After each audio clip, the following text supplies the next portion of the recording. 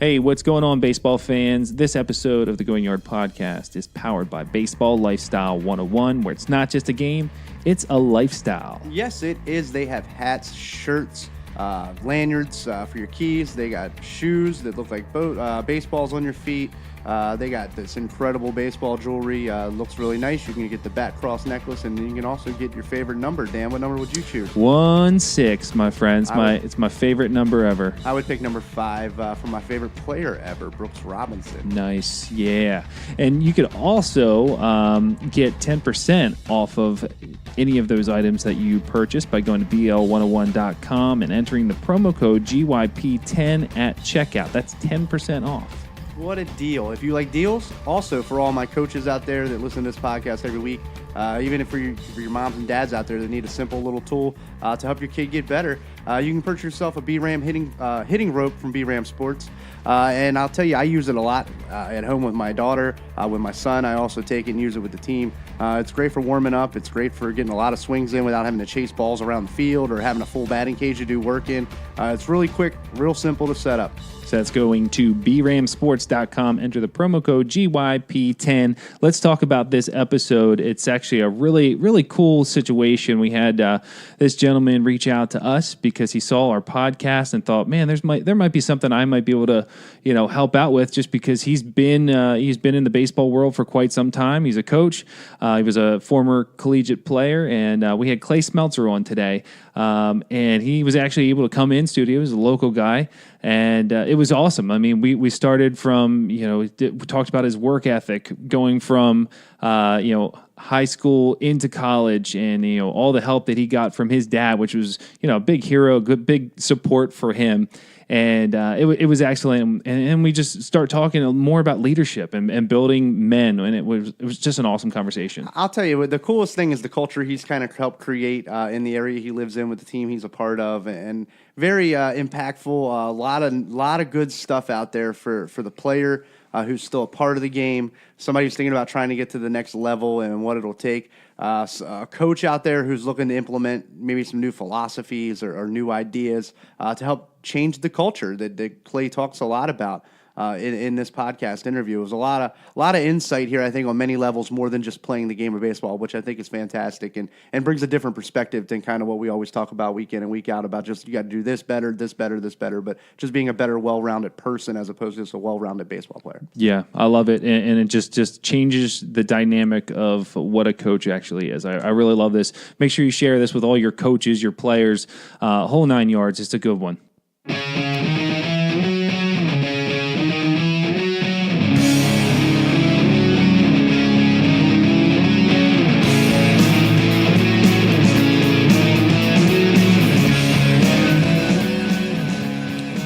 Hey, everybody, we got Clay Smeltzer in studio. This is only the second guest we've ever had in studio. This is pretty awesome.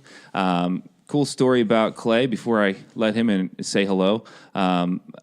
He had reached out to us because he had saw our podcast, and he's a former player, he's a coach, and also he is big into developing leaders.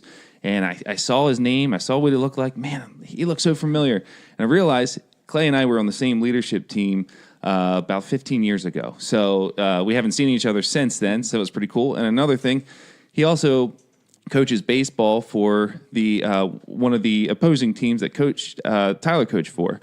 So it's kind of cool. So we got some sort of connection between all three of us, and it's pretty awesome. But Clay, thanks for coming to the show, man. Hey, I appreciate it being here and just seeing your posts and podcasts and stuff like that. It's a great thing that you guys are doing, is talking not only about the baseball aspect of it, but also what coaching is really about. So yeah, I'm excited to be here. Awesome. Glad you can come. Yeah, Clay, appreciate it. I think you can jump on some topics here that we haven't dove 100% into, honestly, and I think it's important to talk about, and especially in this day and age with kids and all they have going on and all they deal with. So let's get started here. You know what I mean? I'm looking forward to this. This in studio thing's pretty nice. Kind of getting used to this, Dan. This is my first in studio, so it's pretty cool. Cool. If you can, Clay, let's just talk a little bit about your baseball story. High school, where you played at, some of your successes, and then on to college, and how that transition happened for you, and why you chose where you did. Okay. One of the things, I started playing when I was about 5 years old. I could pick up a baseball. I just started throwing it. And then I played for the Brogue Bears and then the Brogue Rangers, and then went on to some of what we called in that time traveling league, but it really wasn't the traveling leagues that we had nowadays. It was kind of like just in our area that we stayed around. And then on to there, I went on to high school. My dad was my coach the whole way up through, and then he also was my coach in high school, or assistant coach in high school for football and baseball. For baseball there, I ended up really kind of looking at a realm in 7th and 8th grade of playing ball and things like that, that I really had an opportunity to maybe go play baseball in college. So it's something there where my attitude kind of shifted and changed. Because, like in school and things like that, I was like, okay, I'm all right. But I know I could have done more. I didn't really apply myself. Right at the end of my freshman year of baseball in high school, I went to a workout down in William and Mary. And my first recruiting experience was a coach after we got done doing our stuff and things like that, and we got done. And a coach came up for me. I believe he was from George Mason. He came up and he said, "Hey, son, I like what you did out there." And he's like, "What's your grades?" And as a stupid freshman and immature, I was like, "What's it matter?" And he goes, "Because what you do in the field or what you do in the classroom is what you do in the field. And if it stinks in the classroom, it's going to stink on my field, and I don't want you." And I was like, "Oh, okay. Oh, no. Well, it's not bad, but I'll make it better." So I'm like, that was really my first kind of recruiting college experience of going, okay, like the game's a lot different than what it is here. My talent is and my ability isn't going to get me the furthest. It's my work ethic. It's those different things. And it's so true is what I did in the classroom and the amount of effort that I put in there when things got hard and the struggle came.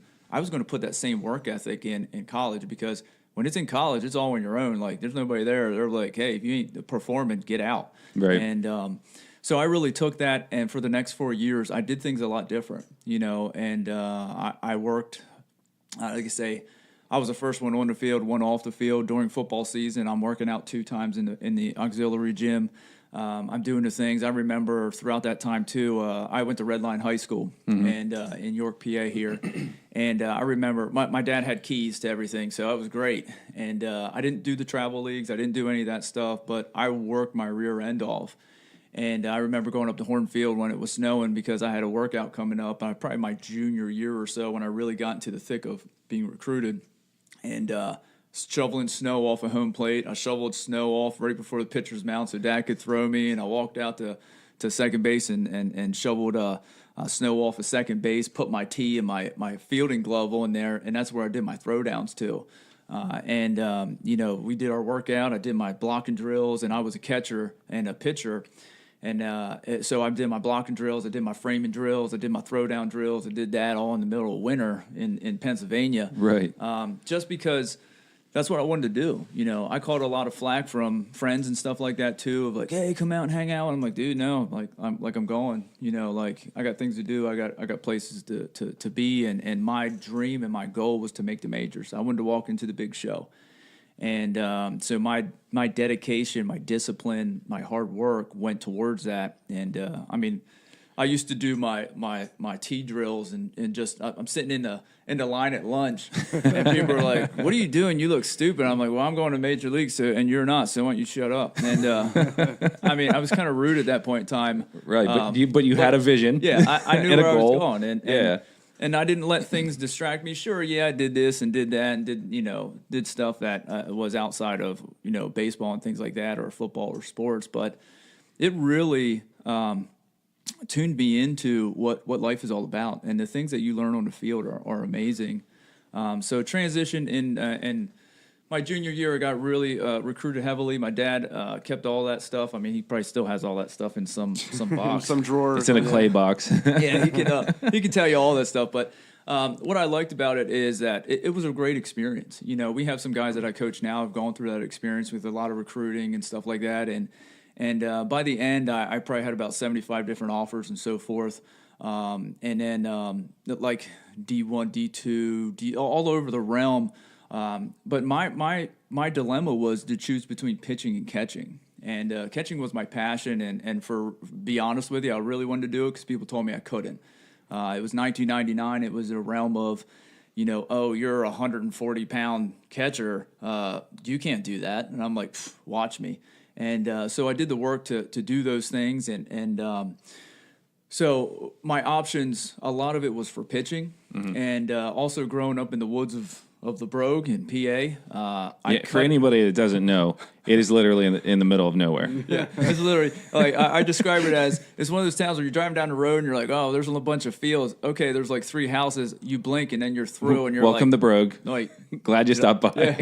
Did I really just so literally? Right. But yeah, it's woods and that's it. And so anything that had to do with a city, I exited out right away. Like Pitt, I wish I would have went out and looked at Pitt. Anything with a beach, like Coastal Carolina, I wish I would have went and looked there and just gave it an opportunity, and I didn't. And that's one of the things that I told one of our players this year, who's ended up going to Millersville, choosing that. I said, man, just keep your options open. Don't limit yourself, because I did, and I wish I wouldn't have. And so I just expand your horizon there and go check it out just in case.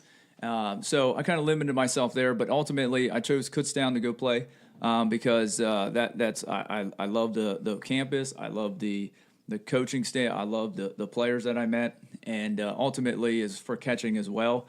And it was an opportunity that I felt was going to be the best for me to not only excel at college, to get the learning that I needed, and then move into the major leagues with that aspect. My freshman year, fall ball went great. My freshman year, before we went down to spring break, I ended up set up outside for an outside fastball, and he threw an inside changeup, and it exposed my thumb, and I thought I just jammed it. So I'm like, yeah, cool, keep playing through. Because my dad always said as a coach, he said, there's a difference between being injured and hurt. And to me, it doesn't matter what it was. I was just hurt. So injured, yeah, sure, my leg could be flopping off. But I'm like, nah, let's tape it up. Let's go. And so I just did that. And I didn't really think of anything of it. We went down to Georgia. And I think we had like a 10-game series for our spring break down in Georgia. And then maybe a doubleheader up in North Carolina. And I went down to Georgia. In the second game, our other catcher took a foul ball on his throwing arm, split his arm right in half. So, hey, I'm in, for the rest of it. And so I ended up catching that game, and all of our guys at college threw about 90, in the 90s. The one guy just incredible, threw an 89 miles an hour fastball, or not fastball, 89 mile an hour curveball. I'm like, dude, it was nasty. Like, I think the whole entire season, out of 62 games, I caught three curves of his, like in my glove. The rest, I'm just digging and blocking, head button here and there and everywhere. But so by the end of that 10-game series, my thumb was gigantic. I mean, it was probably triple the size. And what I did, I just kept putting tape on it. So we went back to PA after it was all said and done, and I got X-rays and stuff like that. And my bottom knuckle, thanks, Mom, doesn't move. So it's actually locked in place. There's a bone in the back that actually locks it in place. So I can't actually move my bottom knuckle. So when you're hyperextend it, instead of hyperextending it coming back into place, it actually blew 2 chunks out of my bottom knuckle. Ooh. So there was like a little sliver of bone holding my thumb on it. It'd be sitting there flopping around. But I did that and was like, all right, what are my options? He's like, well, I don't know. You should probably stop. And I'm like, well, that ain't going to happen because, my dream is here. So what we did is with the trainer, we worked on making different casts and stuff. One to put in my glove to catch, and then one to actually go around my bat so I could hit. And then so it limited my mobility. So it went down my arm so I could squeeze my hand and I could rotate my wrist, but I couldn't move my wrist up and down. So during that time, I kind of had to like change the way I caught and stuff like that, which is fine, no problem. About 2 hours of rehab every day before I would go on the field. I had one of those a little electric stim things, and for my hand to actually even be able to move and squeeze, like I had to put that thing on for like a half an hour so I could actually move my hand. But again, my dream was that powerful that it made me. It allowed me to work through all of that pain. So after that, did the whole season. Took the summer off just to heal. Went back for preliminaries in the fall, just to go back to the doctor and stuff. And every athlete that is out there, and again, this is I'll probably get teary eyed or whatever, and I'm man enough to do that, but it gets back to that, you know what I mean? Like that point in time where you sit in the doctor's office and you're sitting there and you're like, crap. Yeah. And you're like, oh, And the doctor walks in and puts those things up, and yeah, I mean, I'm picturing myself. It brings it back because, and he's like, "You're done, man. Like, you can't do this. Like, it's the difference between you using your hand at 30 and like not. Like, you won't be able to, like, and in 6 months' time, I developed arthritis in my hand already. Now it's probably down about halfway through down into my arm about here. I can feel it about halfway in my arm there. I ended up at the end of the season splitting the top of my thumb, like basically like a Y. So I ended up breaking it in 3 plays. That game, it was the third inning of the first game and of our doubleheader last of the season at home, and I just started chucking stuff. It was going there. I stuck an outside fastball at, I don't know, probably 90 some miles an hour, and it hit my tip of my thumb was sticking out of my cast, and it just split my finger right down the middle. And I'm like, I just started chucking stuff. My helmet went off, jumped a bunch of F-bombs, and I just went and sat in dugout for the rest of the day. And so that coming back the fall, I tried to. I had to stop catching. Obviously, I just couldn't take it. And then it got to the point in the fall where if you toss from me to you, Tyler. If you tossed the ball, I couldn't catch it. And when I was swinging, as I was coming down through as a right-hander, my bottom hand, I was letting go of my bottom hand. Ooh. So because of the impact. Because of the pressure. Okay. But the impact was even worse. Yeah. So I basically was trying to hit some of the best baseball in the country with one hand and your backhand, and that's the hardest one. And so it got to the point where it was a difference between being able to use my hand or not. And I remember sitting in the parking lot the day, like I went and talked with the coaches, and I'm like, the worst thing is talking to my mom and my dad and just hearing her hurt my mom's, because she knows like what I went through, and for me to go back to that moment of like, oh man, like my dream was done, and that's a tough thing. And afterwards, that's what made me lost for a long time. I was an athlete. Like, it's done. Like, now what? I feel like it was taken away. So you forget that it's a part of you. It's not who you are. It's, when you're that dedicated, though. Correct. That's where it's hard to, people don't realize, like Michael Jordan was a nutcase in a way. You know what I mean? Like Kobe Bryant was a nutcase, and people don't understand that from the outside. Nope. You know what I mean? Because you forget that it's just a part of you. It's not who you are. But when you're that dedicated and that committed to where you want to get to, it really is who you are. And that's your identity. That's everything in your mind that you think you have. I mean, it's crazy. And that's you just said it. That was my identity, and that was me for a long time. And all of that work and the blood and the sweat and all the things. I mean, who's in their right mind as a high school student is going to go shovel snow off the field and go play? You know what I mean? Right. Like, not too many kids nowadays. No, not at all. And but that's one of the things. Like, so what was I after that? And that's where the rest of my life I got into other things. But I was like halfway, and I was kind of floating through because I was like, I'm an athlete now. I'm not. And I know I've talked to many guys throughout the country so far, and the things that I've been doing and influence and social media and things like that. I'm an athlete, but now what? You see it all the time in guys who are done the major leagues, guys who are done professional sports, and they're lost. They go do this, go do that, and they're like, now what? Like, I don't have. What am I now? Right. And it took me till I was probably about 36 years old, which is 2 years. 2 years ago. I'm 38 now. 2 years ago to really figure that out. So, well, I got a question for you, just to back up a little bit. So you're a 140-pound catcher.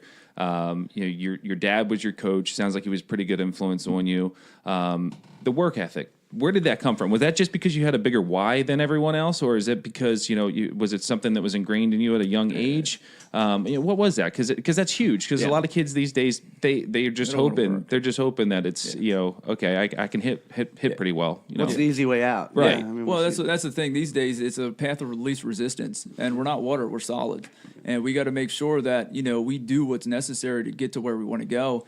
But people want to take the easy way because they see it all the time. You know what I mean? They see the flash, they see the gold, they see, that guy, I don't know, somebody told me the other day, Mike Trout has some whatever, crazy stuff. They see, I'm going to be that. Like, well, what are you going to do to get to that? Because you don't know what his story is. Like, you don't know all the stuff that he does. And he goes out, and as good as he is right now, he still goes out and does it every day. Yeah. Like, he swings a bat up and hits off a tee. What are you doing? Well, I want to hit bombs. Well, great, awesome.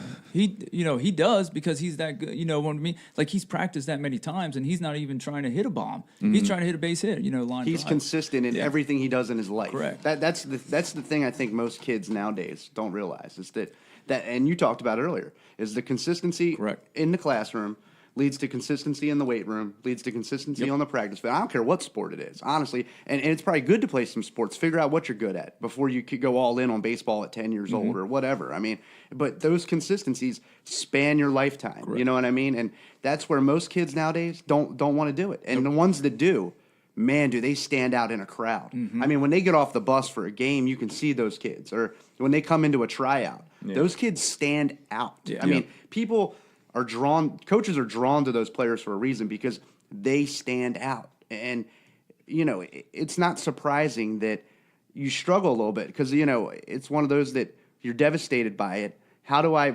re-identify myself with something else? And then how do I replace all of this time? I was just talking to Dan.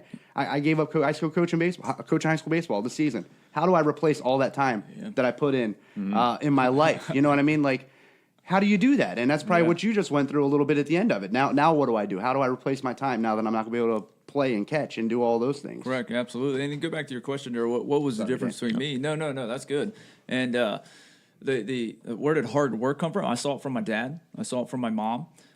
So that was a great influence on me. And my dad was he'll go out and outwork anybody. The dude, I mean, he's retired living in Florida, and I mean, he's doing stuff all day. I'm like, dude, like, why don't you just take a break? He's like, nah. And then I'm like, cool. I mean, but that's where I get it from too. And that's the nice thing is one is that, but two, it's the why.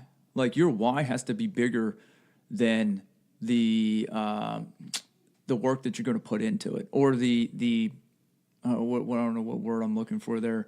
The what ifs. Yeah, the what ifs, the hard work, the pain, the suck. You got to embrace the suck because it's going to come along with it. You're not going to make the major leagues if you don't go through a bunch of crap. And that's where these kids don't understand it. Some kids are like, "Well, I want to be a millionaire." Well, how are you going to do it? I don't know. They think it's just going to fall in their lap, or hey, I want to be a professional, sports player. Well, how are you going to do it? I don't know. What are you doing now? Nothing. Like, okay, well, you got to go do something to get something. If you do nothing, you get nothing. Yep. And so. Yeah, definitely. Tyler, you want to ask the next question? I can't. I don't want to take the whole microphone up here. Yeah, no, it's fine. Now, so let's transition a little bit out of that. You kind of. You get injured at the end. You try to start hitting. You basically, you realize that you can't play anymore. What is the rest of your college experience like after those conversations with coaches, mom, dad? How did they feel about it? And where did you go from there with it? My mom and dad were very supportive of it. Like I say, they just. I don't know. When I talk about my mom, like I could just hear the hurt. You know what I mean? Just because, not because something was done or not anything, like just because she knew all the stuff that I put into it, all the work and dedication, and dad too. Dad was very supportive of being a coach and stuff like that, and so the rest of the time I had some different offers and people call or say, hey, come play here, for us, and I'm like, dude, I just can't catch a ball, like I can't use my hand, like. Did you ever think about going back to pitching? I did, but again, I still had to. That's where at that point in time, I'm like, I got to stop doing something. And I think at that point in time, like I probably looking back at it, like, man, I should have just kind of went into that route. But at that point in time, I was like, it was catching was done, and I think mentally, I went into that space of it's done, and then I didn't do anything about it. Yeah, other than that, because I couldn't do this passion, so I kind of just sat back, and instead of maybe be a little bit more reactive, but at the same time, I look back at it and I'm like, I'm glad some stuff didn't happen. You know what I mean? I wouldn't be the man I am today if I didn't go through all the crap that I went through. That's true. And because a lot of people are like, would you go back and change anything? And I'm like, where I'm at mentally, like right now, man, because I wouldn't be where I'm at right now, and who knows where I'd be, So no, I wouldn't. And then I forget the question. No, it was just about, what did you do after all those conversations and all that, and how you transitioned out of it? So I spent the rest of my year. I went in education and got my degree in education, concentration in math, and I kind of I put my work ethic into my schooling. And I graduated, I'd say in high school, I graduated out of 300, 275. I don't think it was that, but in college, I graduated out of 2000. I graduated some of the top of my class. And I think the difference between that is people were telling me what to do in high school, and in college, it was my own choice because the professors didn't care if I showed up. Right. I'm still paying them, And so I really put my my work ethic on the field into that. Graduated, got a job in teaching, and then did the whole married stuff, kids, and white picket fence, all that stuff. And then as I went through there with teaching, ended up getting divorced. That was part of during the time that we knew each other. Yeah. Ended up getting divorced through that, but at the same and what was nice about the team that we were part of, Dan and I were part of, is that I finally got I was lost until those guys came into my life, and it was a bunch of athletes. Yet another team. Yeah, that were chasing after something. I'm like, oh, okay. I can use what I did on the field to chase after something else. Right. And I'm like, okay. So then I really dove into that, hit that hard, and really just got the mental space back in my life of going, okay, now I can go after stuff in life the same way I did on the field. But it took me from that, it was 28. I was 28 then, and then when 27, 28 when I went through my first divorce, and then probably about 37 years old till I really found out my why I'm here, and my purpose. And but it was a lot of building through that. What would you say, just from college sports, or you can just take baseball in general? But I know a lot of people when they get to college, they find that there's this aha moment that they're like, wow, this is something I can use for the rest of my life. And you probably already mentioned it, whether it was work ethic or following your dream or passion. But what is one of the biggest takeaways from playing collegiate sports that you were able to carry on to your life that you're still using today? Ooh. It's tough to pick just one, I'm sure. Yeah. Well, I think it's you're part of a team, but it's also the individual parts. It's the work ethic. You know what I mean? It's coming into a new space and realizing that the game that you knew wasn't the game that you knew. Mm-hmm. And that's one of the biggest things I learned. I thought I knew the game out of high school and did pretty well, but once I got to college, I'm like, ooh, this is a whole different game. And that's one of the reasons why I really wanted to go into college instead of maybe go into the majors and stuff like that, is because I wanted to get that experience. I wanted to know that. And so that's probably one of the biggest takeaways, that the every time that you level up, it's something new. It's going to take more it's going to take sacrifice. It's going to take more dedication, more discipline, and those things like that. So when you level up, as in going to play college sports, that's really what I had to find out. And for me, I'm a great motivator of myself. I think I need to get better at having other people, bring other people in. And I think that's something I did in my life, is island myself off. And so I really look back, you just asking that question is making me look back, and it's man, I really needed a team of people. And that's one of the reasons why I do some of the things that I do now. One of the reasons why I do podcasts. It's one of the reasons why we built, Building the Modern Man. To help men out here in our area and around the country. And, I think it's important for that team and not island ourselves off, because at the next level, we need to understand that to get to the life that you want and deserve to live, you need other people. You can't do it as a man, big, tough, raw, masculine, whatever.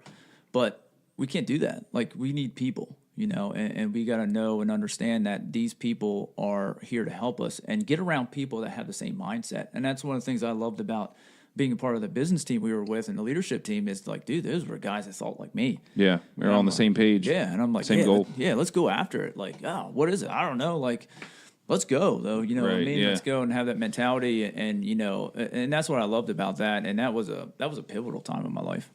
Good. So Awesome. Clay, I guess let's transition now a little bit. After all of the college experience, marriage, all of that stuff. Now let's dive into how you get into coaching. How did that come about? And you talked about the team, the leadership team, and all that. How did coaching baseball come about in your life? Well, one of the things, as my dad's huge. My dad's my hero, man. He's a super huge influence, and I apologize to him on here in front of everybody, and to himself, or in front of him, that all the crap I gave him throughout his life.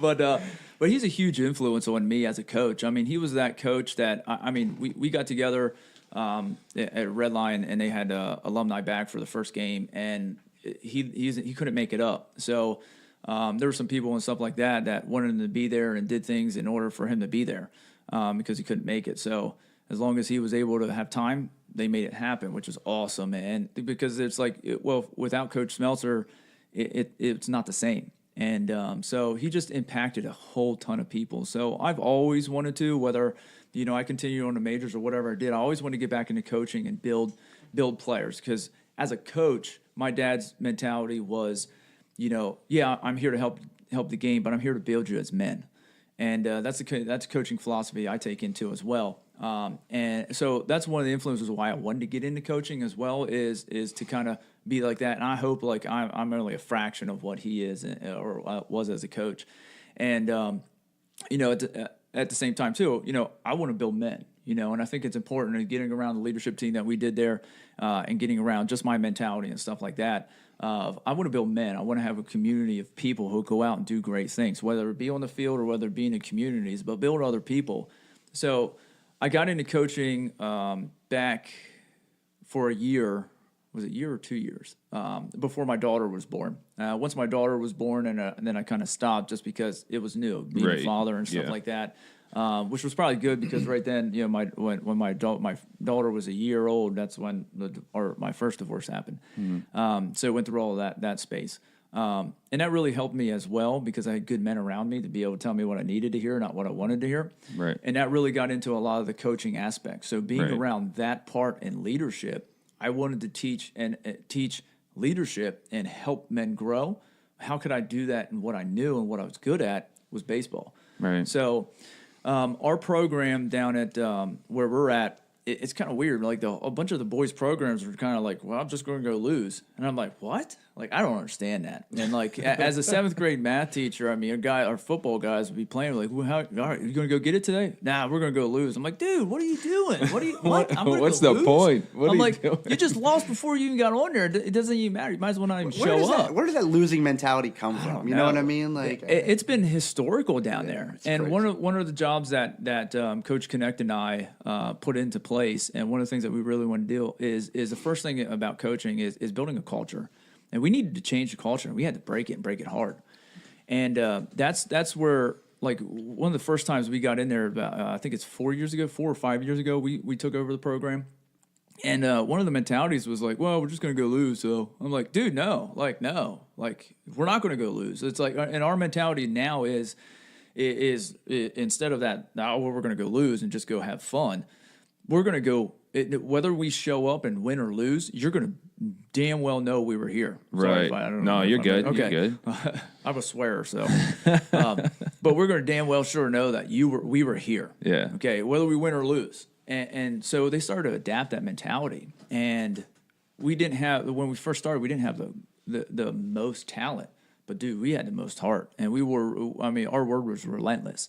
And it fit my life because that's what I am. What I mean? Life's going to come up and drop kick you square in the face, and it has me a bunch of times. Yeah. And instead of tucking my tail between my legs and crawling and crying, well, I did that a couple times.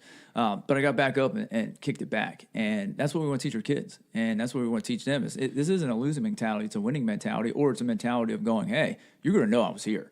And so relentless became our motto. Relentless became what we did, whether it was in practice, whether it was in a game. We were just relentless, and we changed that culture. And the awesome thing about it is these kids, we're not only about building on our team, we're about building in our community. And these kids, man, poured that out. And we have now, the losing thing was through our boys program, not necessarily our girls program. And that filtered over to different programs. And now we have a bunch of programs that in our school that are now like have that mentality of like, yeah, like we're going to go after it. And so it's cool to see that a group of young men can do something that was more than just a game. Yeah. And so that's really one of the things that I was huge for us. Now, we were going to ask you about the how do you coach, how do you teach the mental side of the game? You sort of answered that a little bit there, but I just want your opinion on this because what it sounds like is happening, because you said it's like overflowing into other programs, and it sounds to me like it's young men teaching other young men, or young ladies teaching other young ladies. Do you subscribe to the philosophy of you get better at something when you teach it? because I think it's pretty awesome. Like like you're teaching about the mental part of it, to be relentless. Obviously, that's spilling over. So, I mean, can you talk a little bit about that, like, and just how you teach that mental part of the game, if that's what's happening too? Are they teaching each other, or how's it going? I agree with you. Teaching is the greatest way to expand your growth. But I also believe that teaching most of the time comes through example. And if you're being the example of who you are and living in what I call your truth and who you are and your character, I believe that a lot of times that's teaching in itself, because you're showing other people what to do, how to do it, and when to do it. And might not necessarily be sitting down having a conversation like, hey, here's 2 + 2, here's why it happens. But as your example is the teaching. And I think sometimes we discredit that example and feel like, teaching, we have to be in there and say, hey, you need to do this. But that's not teaching. Teaching is giving you an opportunity and experience, is to be able to utilize the skills that you have, not necessarily just, hey, here's what you do.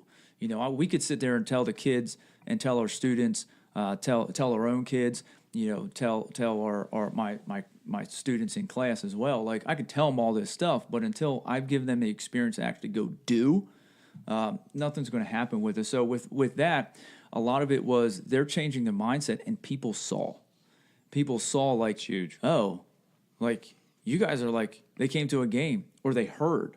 Now we come to a game. I mean, at our games, there's a ton of people there. Like, our first couple games, there was nobody. Or like maybe a couple parents showed up, but they're like, man, why am I going to show up? When they think they're going to lose anyways. But dude, we got a ton of people now. I mean, we went to the district championship 2 years ago. We went to districts last year as well, and like, there's a ton of people there. I'm like, wow. I'm like, this is cool. But I think it's that seeing and hearing, and people are like, all right, well, what's going on here?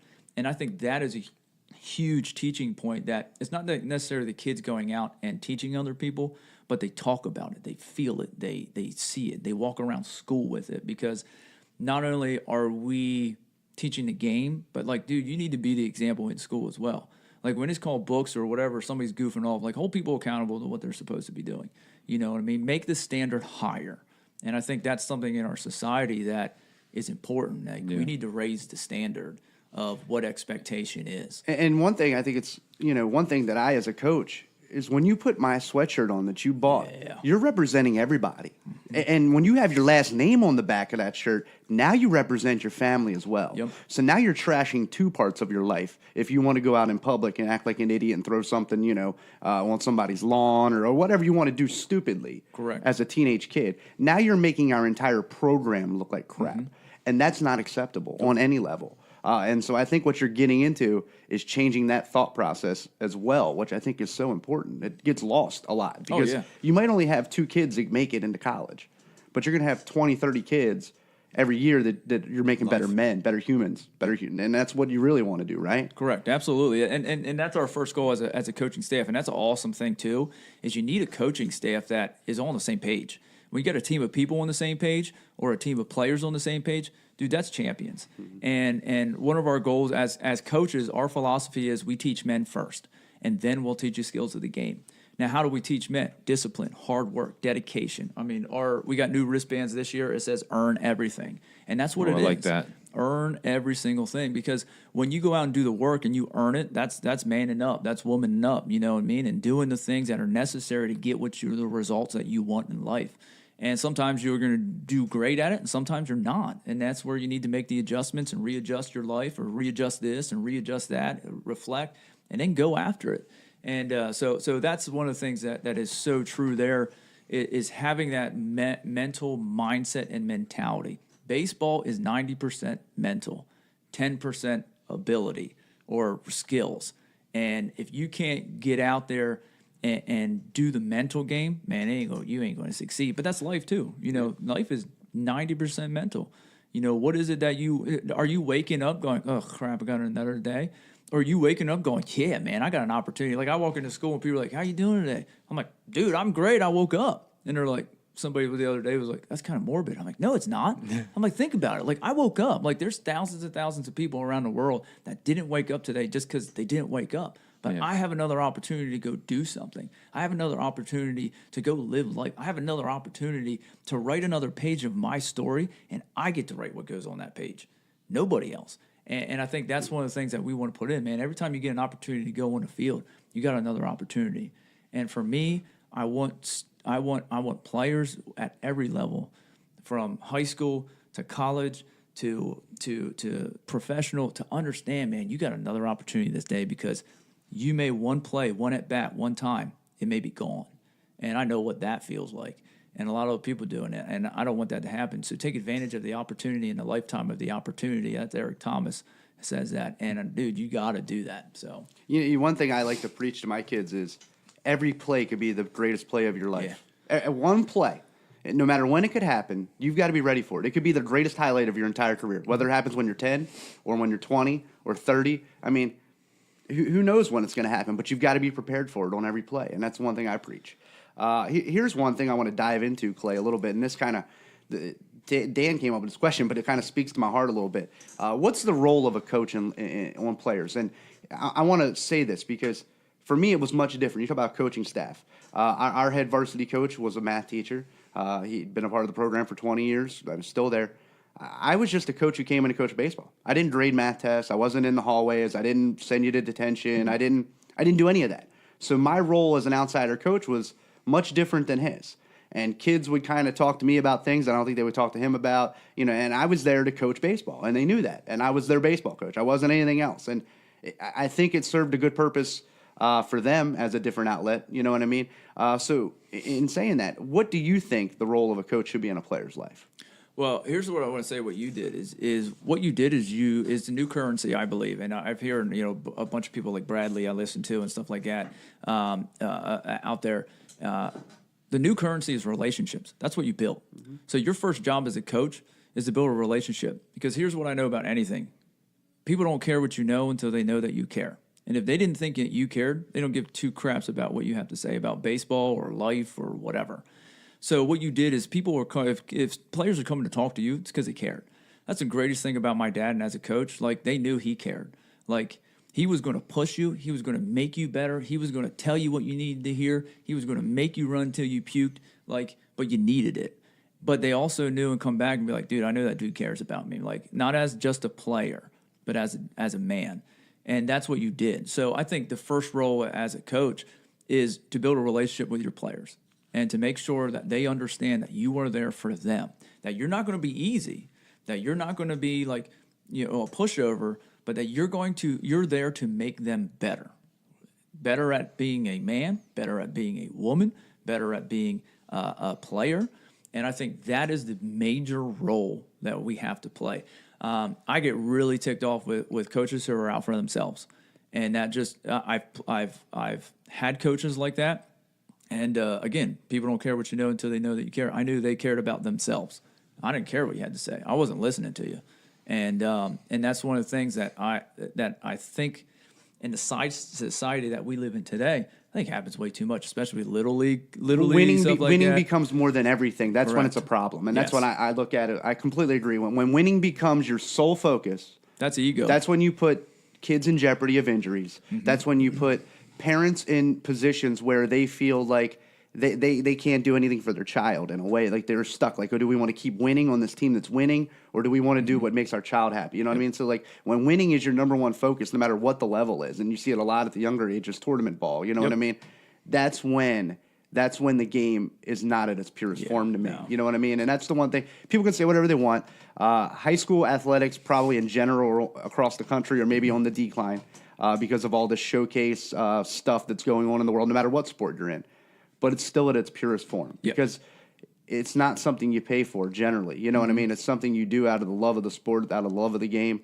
And it's where some of your best memories of your life will ever be built. It'll shape and transform your work ethic and everything else. And, those coaches that are all about winning, they forget that part of it. Correct. And they forget the impact, the long-lasting impact that puts on teenage kids. Correct. And I think that's one of the things, like, to me, if I have a coach that's like, oh, I'm all about winning, we're just here to win, that's your ego coming out. That's the coach's ego, because they want to make a name for themselves. They want to be whatever. Oh, I coach these guys to 5,000 wins. Who cares, man? That is not your job. Your job is to build men and women.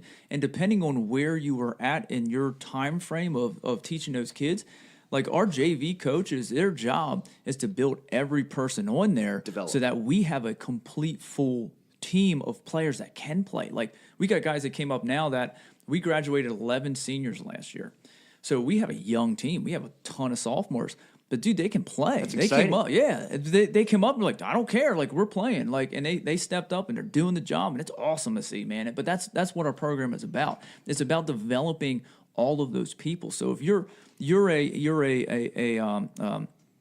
I don't know, like a little league coach for your area, for your high school team, your job is to build for that high school team. Your job is to build a thought process, an organization with skills for that team. If you're going into that middle school level, that's your job, is to get ready for JV. JV is to get ready for varsity. Varsity is to get ready for the next level, or life, because not everybody in a varsity team goes to play college ball. Right. I wish they would change the name of it from coaching to developing. I think if you just change the name of it, because it's and that's how I look at it personally. You got to develop. It's all about developing. And it's not about teaching them something for the day. It's about teaching them something for next week, next month, the next season. You know what I mean? Like, teach things properly, no matter what it is. It doesn't need to be just on the baseball field, but everything.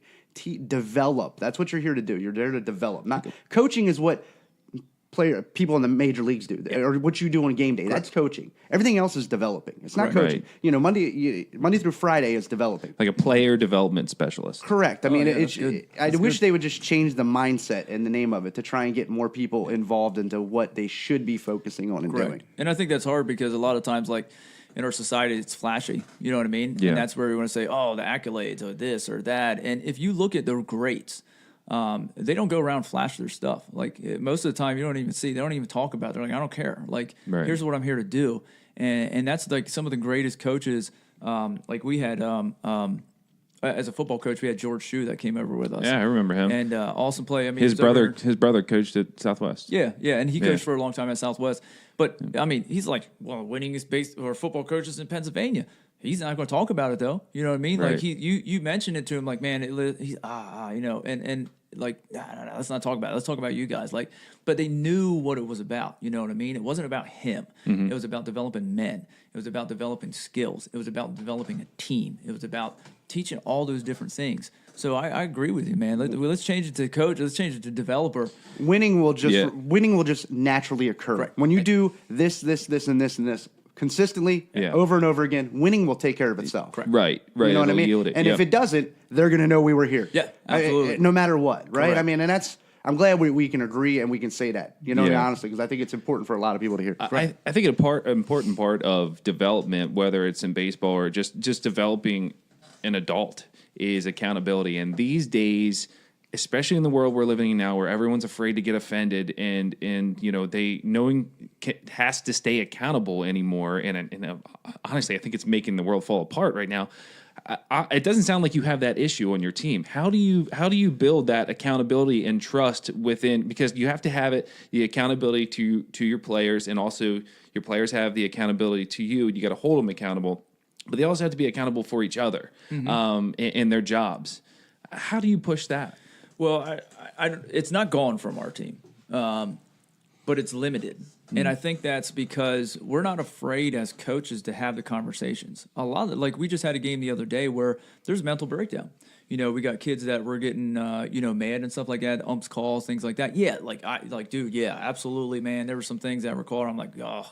But it's how do you handle yourself in that situation?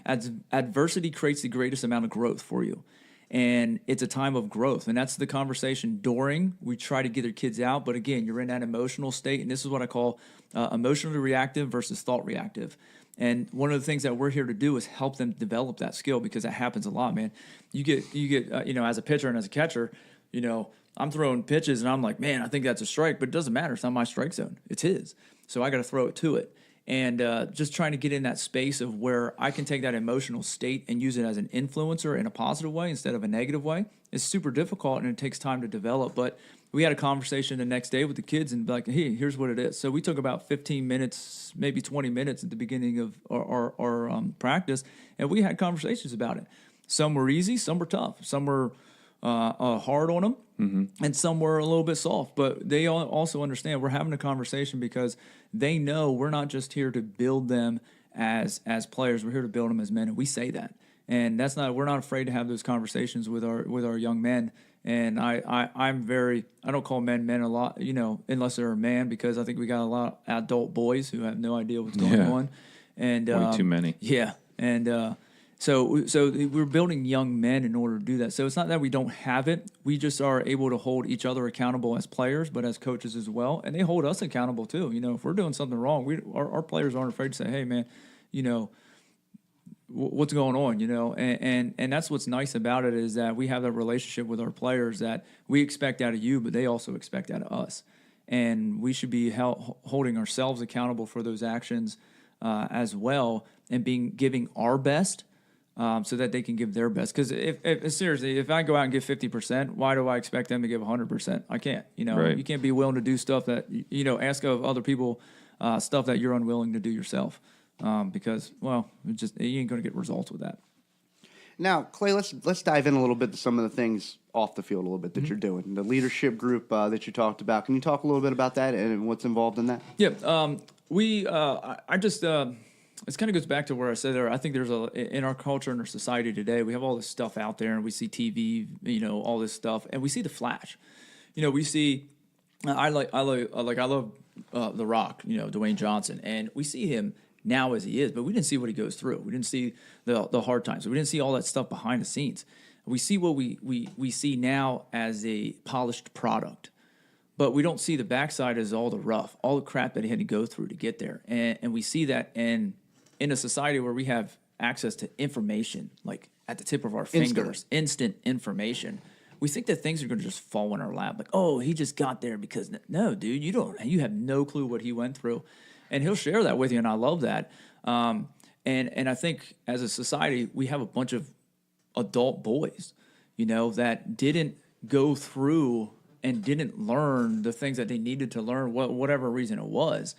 But they want to go out, and when life gets tough, we internalize that and we island ourselves off. And I think that's why we have a lot of adult boys, is because we island ourselves off. Man, I did it.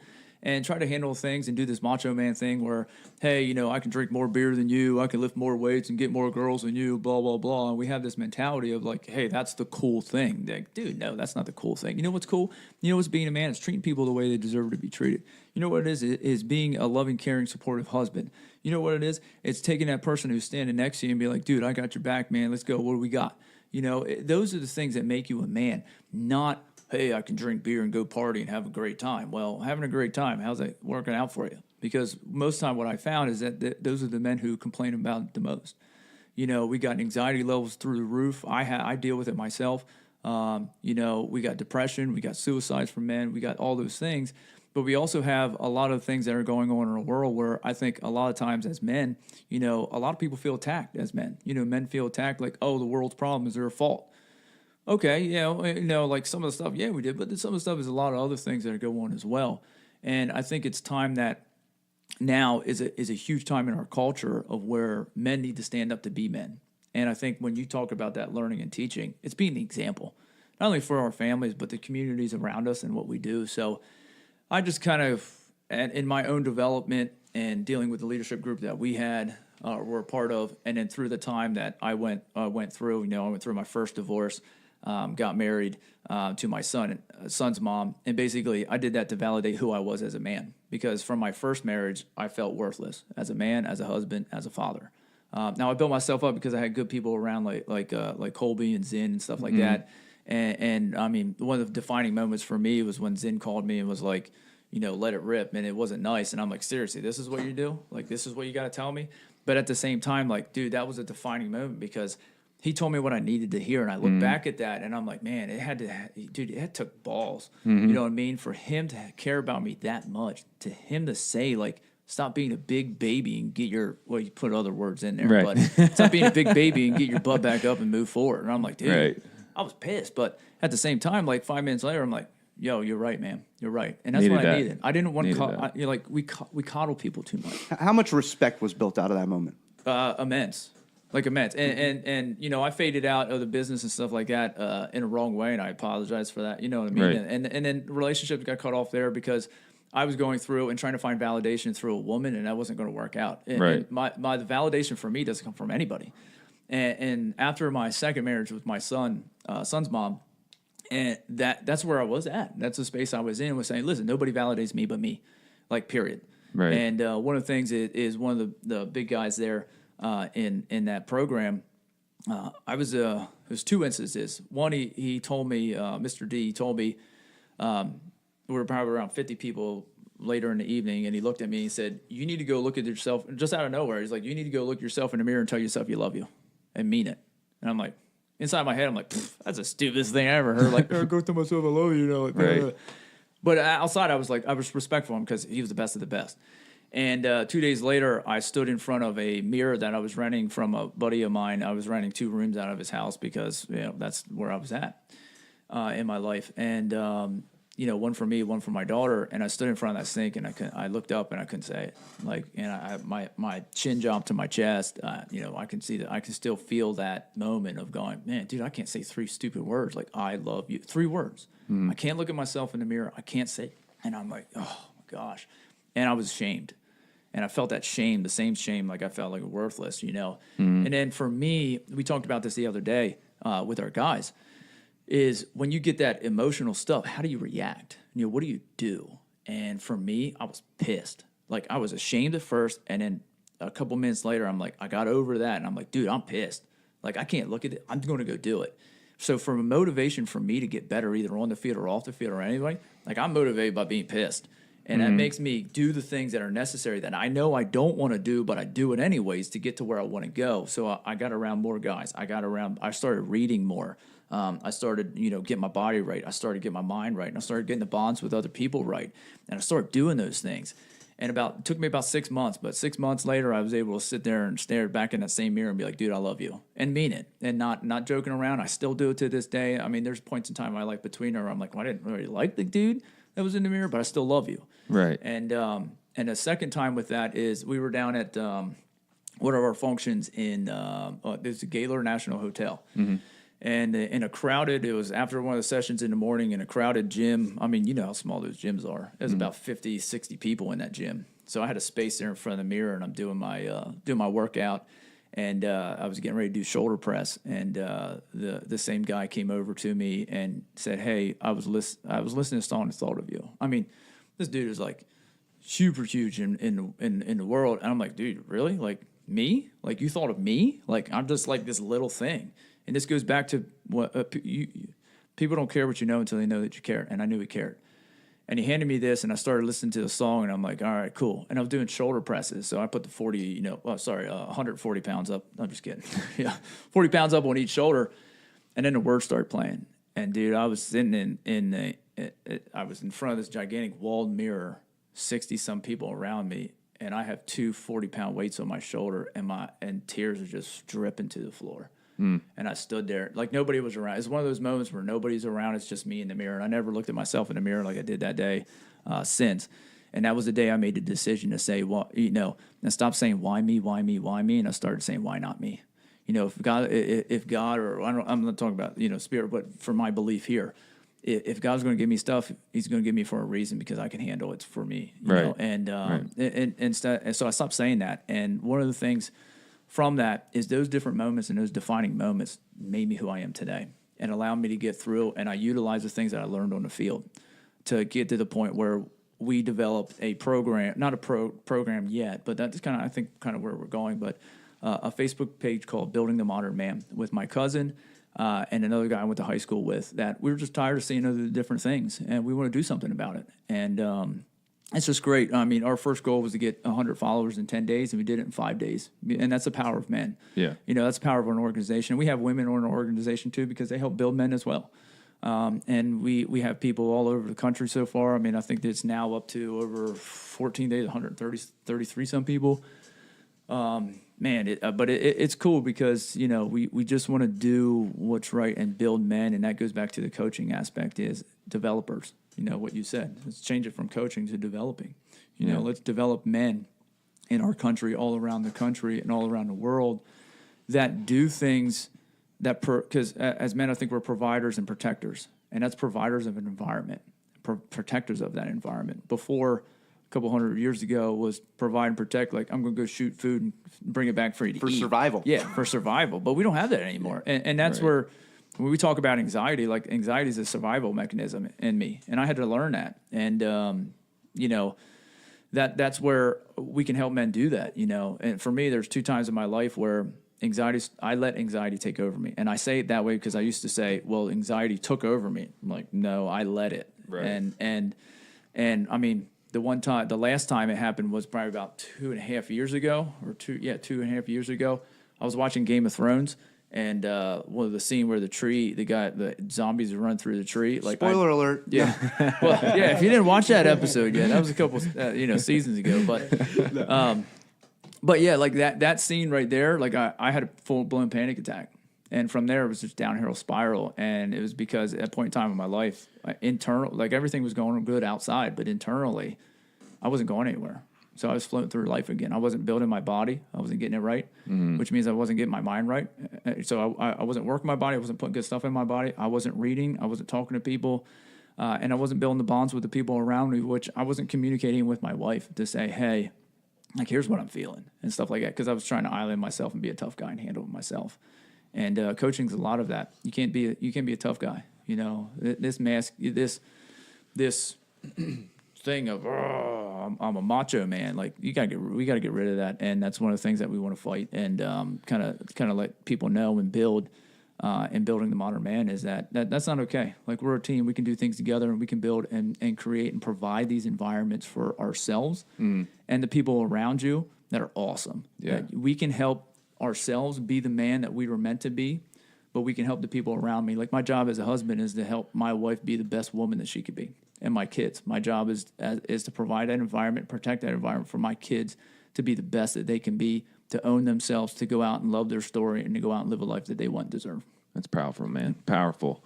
We're kind of winding down a little bit, but I just want to ask you this question. If you could go back and tell your 15, 16, 17-year-old self anything, it doesn't have to do with baseball if you don't want it to be, but if you could tell yourself anything, what would that thing be? Oh, man. My 15-year-old self? Yeah. Oh, that's a good question, man.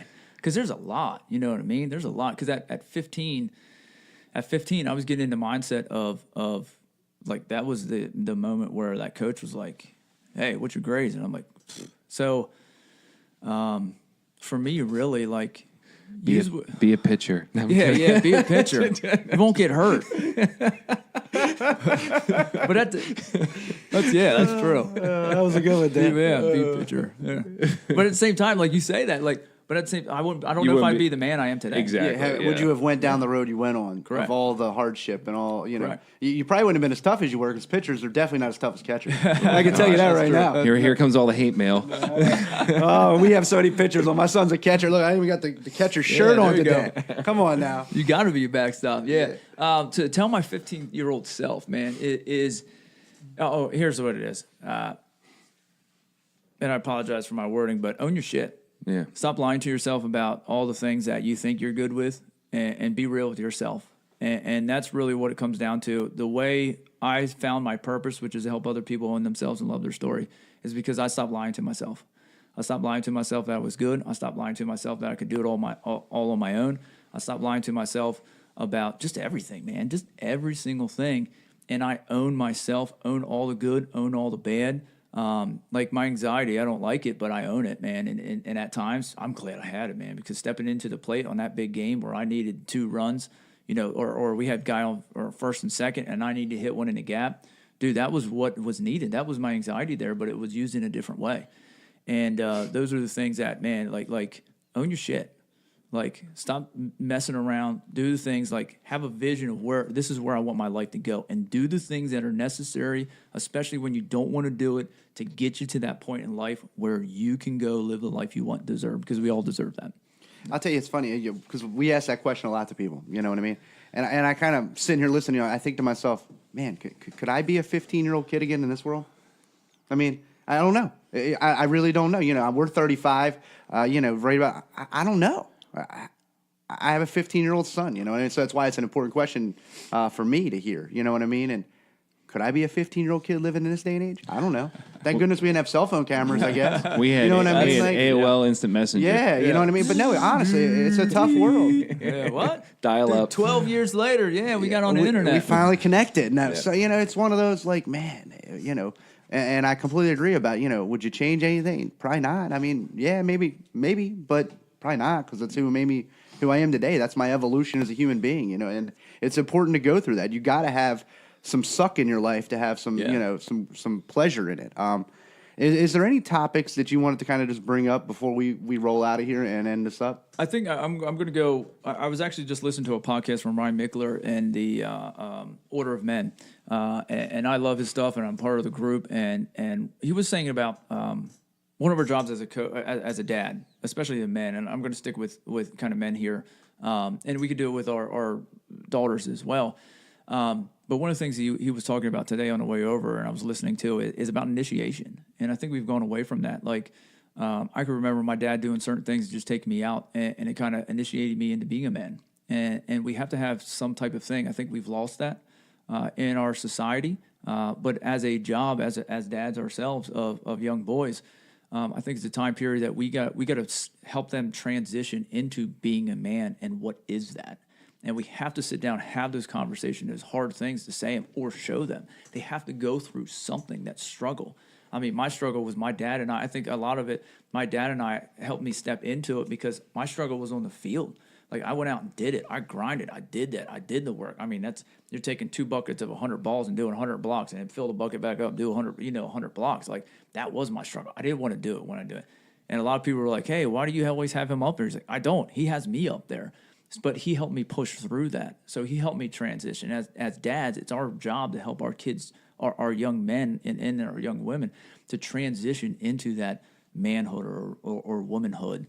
But for men, like, I think there needs to be that initiative. Like, I have this game plan for my son, like, to take him out and to read Wild at Heart. It's a great book, just to get back to what it is naturally that we're about, and what men are about, provide and protect. And what does that look like? How is that? What can you do to do that right now in the transition in there? So I think that's a coaching aspect right there. That's a developer aspect right there. As dads, we are developers, and it is our job to provide and protect that environment for our kids, and to help them move into independent people who go out and chase after, who own themselves, love their story, and go live a life they want and deserve.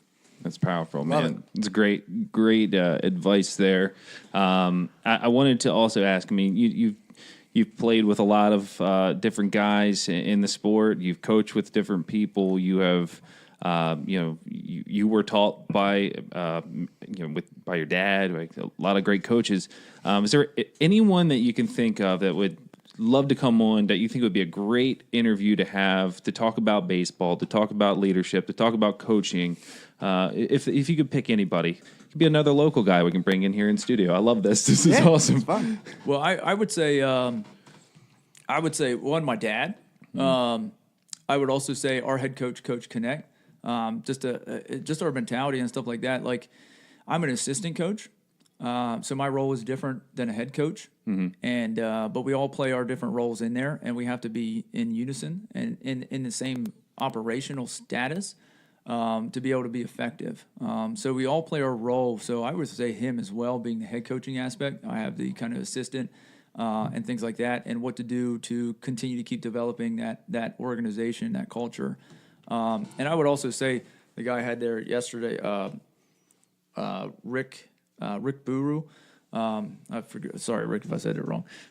But I would say him too. I just talked to and learned his story and some of the reasons why he went through what he went. And he's a trainer now and stuff like that, physical. But he also goes and talks to high school players about his situation in high school, what happened to him, how it affected him not only on the field, but now as a coach and stuff like that as well, and what he does. So I think he's an awesome one, man. I just learned his story yesterday. I'm like, oh, okay, now, dude, knowing you, it makes a lot more sense. You know why you did the things you did and choices that you made. Awesome.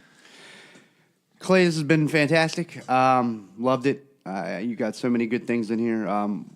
If people want more information, they love what you're hearing, love what you're hearing, love what you're saying, where can they find the Facebook group and different things like that? If they want to reach out to you, had get some more mentioned information. podcasts too. Yep.